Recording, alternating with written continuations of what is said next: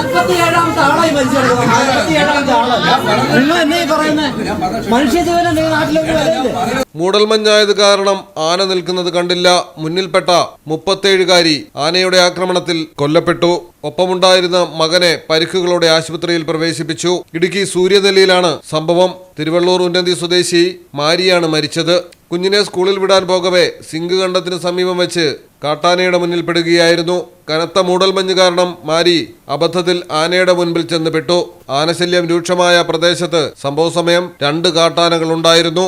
വൻ പ്രതിഷേധമാണ് നാട്ടുകാർ ഉയർത്തുന്നത്. ഇതുവരെ 47 മരണം സംഭവിച്ചിട്ടുണ്ടെന്നും മനുഷ്യജീവന് ഒരു വിലയുമില്ലേ എന്ന് നാട്ടുകാർ ചോദിക്കുന്നു.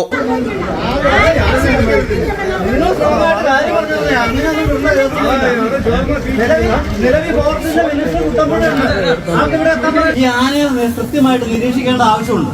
ഇതിനുള്ള സംവിധാനം ഉണ്ടാക്കിയതിൽ നടപടിയില്ല. 47ാമത്തെ ആളായി മരിച്ചെടുക്കുന്നത്. 47ാമത്തെ ആള്.